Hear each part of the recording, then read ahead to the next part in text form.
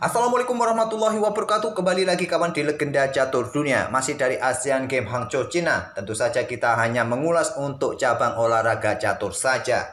Tadi kita sudah melihat permainan Iren Harisma Sukandar di hari pertama untuk nomor rapid perorangan kawan. Kali ini kita akan ulas dua game lainnya, yaitu satu game dari Prias Moro dan juga satu game lagi dari Medina Aulia Wardah. Bagi kawan-kawan yang belum melihat permainan Iren Harisma Sukandar, nanti di akhir video saya kasih linknya, tinggal klik saja. Dan nanti kalian bisa melihat dua permainan Iren Harisma Sukandar di hari pertama. Pertama-tama ini kita akan ulas permainannya Grandmaster Novrendra Prias Moro. Di hari pertamanya dia memetik satu kali kemenangan pada game pertama menghadapi FIDE Master asal Kuwait. Kemudian pada game kedua bertemu dengan Super Grandmaster asal Iran Amitabh Batabai dan Novrendra kalah kawan. Nanti di game ketiga dan game keempat kembali menghadapi seorang FIDE Master dan seorang Grandmaster. Kita akan fokus pada game kedua ini kawan. Kenapa saya pilih game kedua? Bukan game pertama di mana Novrendra ini menang. Bukan masalah menang kalahnya kawan, tapi kita fokus pada gamenya kawan. Karena gamenya ini juga cukup bagus dengan ide permainan Sicila Defense. Dan bagaimana nanti ide-ide dari Grandmaster ataupun Super Grandmaster ini bisa kita ambil pelajaran. Sangat lumrah kawan kalau Grandmaster kita Novrendra Prias Moro menang atas seorang FIDE Master. Begitu juga lumrah juga bagi Grandmaster kita kalah dari seorang Super Grandmaster macam Amitabh Batabai ini.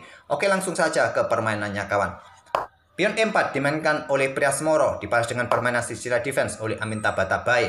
Selepas kuda F3, pion D6, pion D4, pion C pukul, kuda ambil balik, kuda F6, kuda C3 seperti biasa, dan pion A6 Sicila Najdov dimainkan oleh Amitabh Batabai. Salah satu varian yang paling populer di permainan Sicila Defense kawan. Dan di sini gajah E2, pilihan nomor 3 dipilih oleh Novrendra Prias Moro. Jalur utamanya adalah gajah gelap terlebih dahulu keluar kawan ke petak G5, biasa dibalas dengan pion E6, pion F4, gajah E7, menteri keluar ke F3, menteri hitam juga keluar ke C7, rokade panjang bisa jadi opsi di sini kawan bagi putih langsung. Hitam melanjutkan pengembangan kuda B ke D7 untuk backup kuda F6 dan di sini bisa melanjutkan pion G4 langsung. Biasanya hitam juga mendorong pion sisi menterinya pion B5 dan kalian sikat kuda di F6 diambil balik oleh kuda pion G5, kuda mundur dan bisa melanjutkan dengan dorong pion F5 korbankan pion di sini. Jalur utamanya yang paling banyak dipilih seperti ini kawan. Tentu beberapa langkah sebelumnya juga banyak variasi yang bisa dipilih oleh kedua pemain. Kembali lagi ke langkah aslinya. Ataupun juga gajah gelap ini cukup ke petak E3. Ini pilihan nomor 3 kawan. Gajah ke petak E3 disusul pion E5, kuda mundur ke B3, gajah E6, pion F3, gajah E7, menteri D2, rokade pendek, rokade panjang. Kembali lagi ke permainan aslinya, gajah E2 pilihan Novrendra Prias Moro. Untuk backup petak G4-nya ini dari aktivitas gajah ataupun kuda. Tidak perlu memainkan pion F3 ataupun pion H3. Di sini pion E5, kuda mundur ke B3, gajah E7.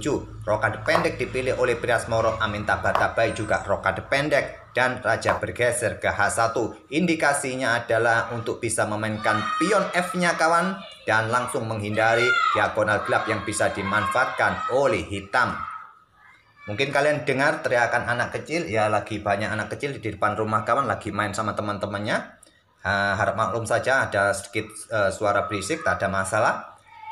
Pion B6 lanjut Amitabh Batabai. Di sini pion F4 dilanjutkan oleh Prias Moro. Kalau Stockfish menyarankan cukup satu petak saja ke petak F3 untuk backup pion di petak E5 ini kawan.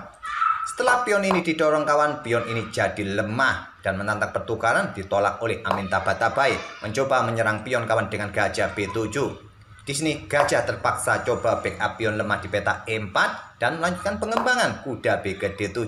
Pion F5 didorong oleh Novrendra. Opsi yang lain mungkin bisa bermain dengan pion A4 saran dari Stockfish, juga gajah ini segera berkembang ke petak E3 tapi dorong pion F5 pilihan nomor 3 menurut rekomendasi engine Stockfish. Pion B5 kawan, lanjut Amitabh Batabai. Pion A3, hentikan laju pion agar tidak mengancam kuda di sini. Kemudian ada benteng C8. Gajah keluar ke G5, lanjut Novrendra, pion A6.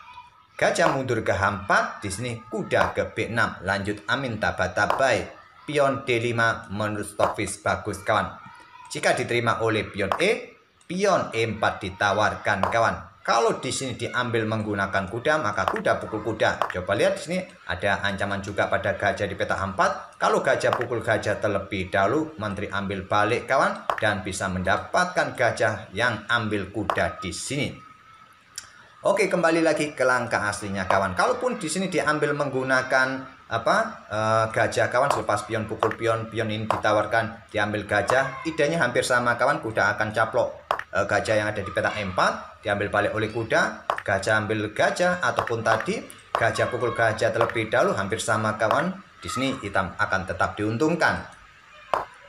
Memilih dengan langkah kuda B6, dan di sini kawan kuda bergerak ke peta D2. Saran dari Stockfish untuk coba perkuat peta E4-nya sementara waktu. Tapi memilih dengan kuda ke A5 serang gajah, gajah mundur ke A8, menteri bergeser ke E1, coba backup atau perkuat posisi pionnya kawan, ataupun juga berkoneksi dengan gajah di peta A4. Di sini Amin melangkah kuda A4 menantang pertukaran kuda atau incar pion B2, dan tantangan diterima oleh Priasmoro. Amin Taba-Tabai mempunyai pion double bertumpuk di lajur A.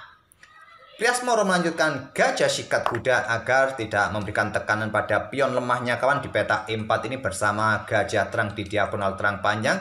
Diambil balik oleh gajah, selepas itu menterinya keluar ke peta B4, lanjut Priasmoro. Coba incar pion di sini, menekan pion yang di sini, diikuti dengan bentengnya keluar kawan, tapi dia menyerahkan pion yang ada di peta C2.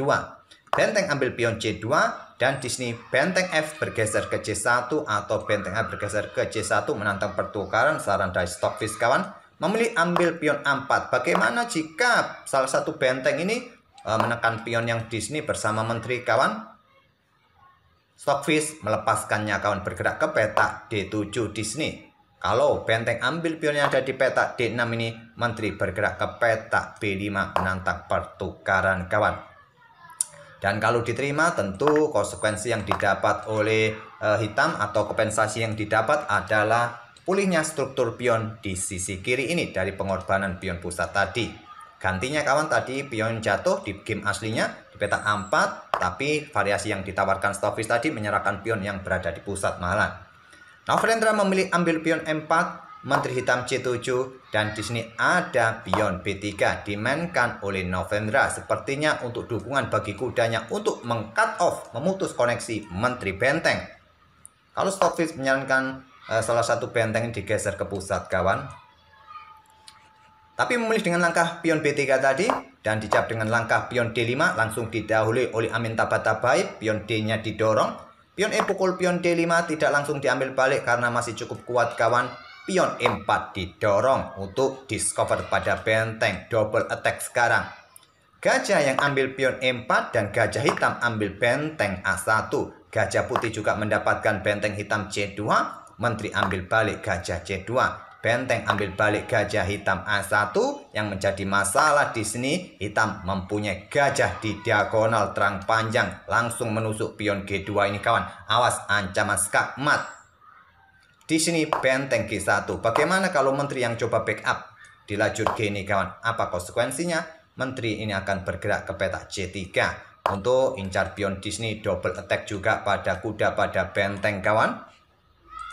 Memilih dengan benteng G1, tapi di sini kawan gajah diluncurkan oleh Amin Taba-Tabai, ambil pion G2 skak.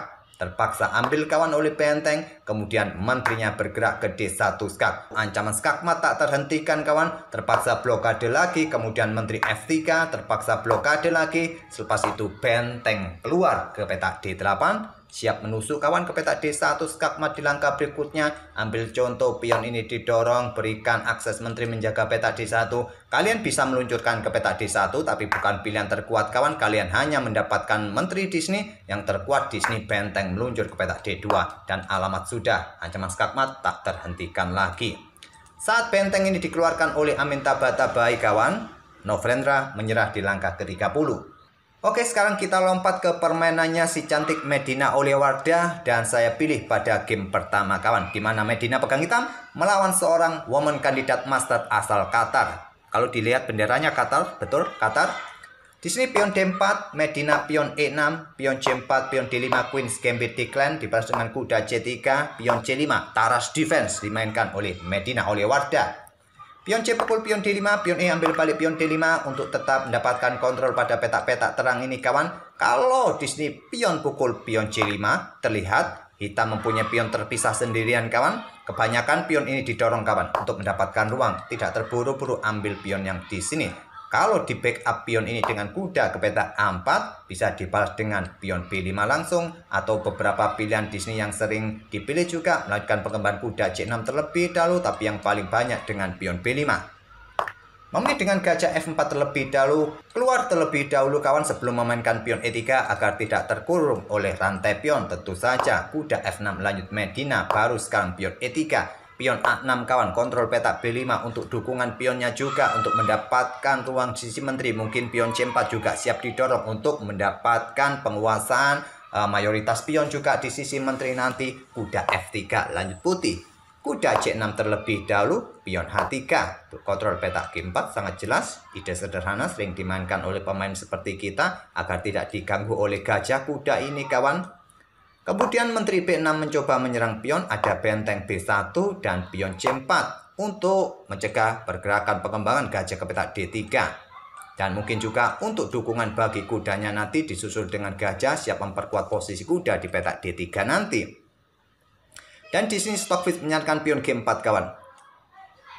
Untuk pemain seperti level woman kandidat master atau pemain pos ronda seperti kita, langkah pion G4 ini sangat sulit untuk kita temukan kawan.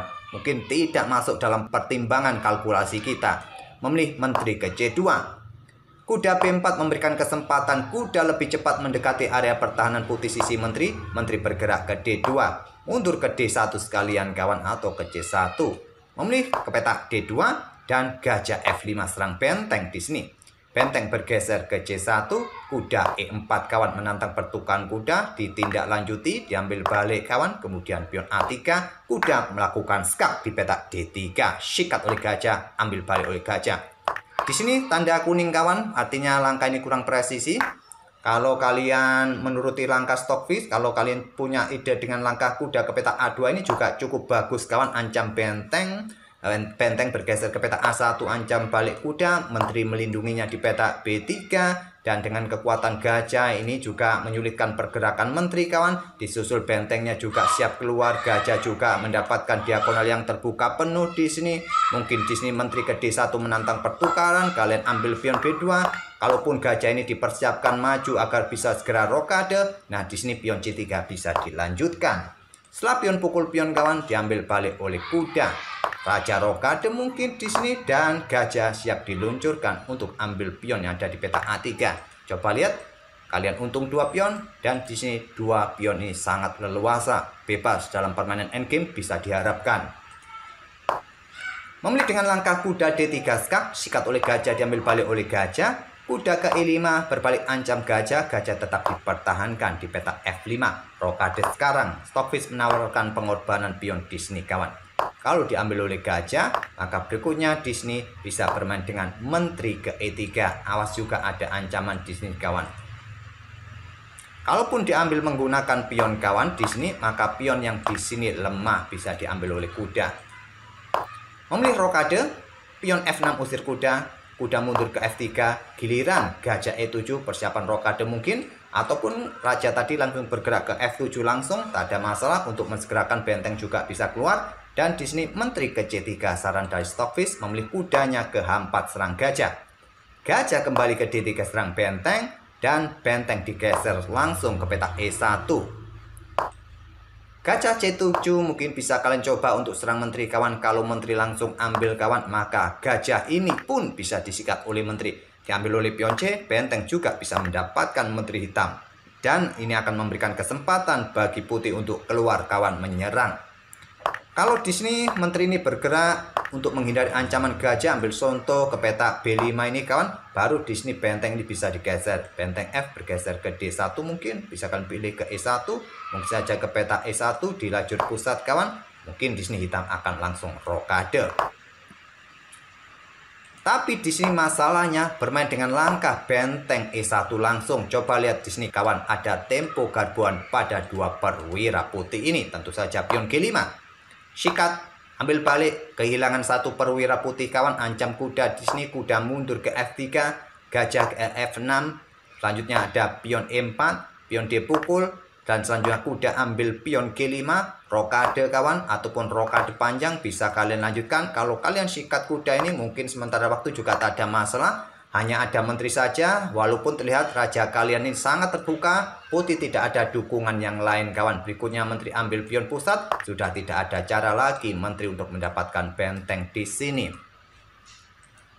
Memilih dengan rokade pendek, kuda ambil pion E4, gajah ambil pion D4 kawan, coba pressure pion F2 ini, dan di sini menteri keluar ke petak G5 skak, raja bergeser, kemudian ada menteri ke G3, perkuat posisi pion F2, gajah sikat kuda agar tidak lagi banyak penjaga petak F2, di sini raja bergeser ke H1, tidak berani ambil dengan benteng langsung karena di sini menterinya bisa jatuh.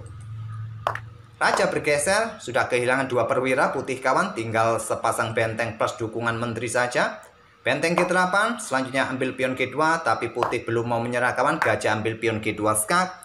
Raja bergeser ke H2, gajah ambil pion F2, ancam menteri, dan selepas menteri ambil pion C4 ini, menteri D6 skak, membuat putih langsung menyerah karena ancamannya skak mat 2 langkah berikutnya kawan.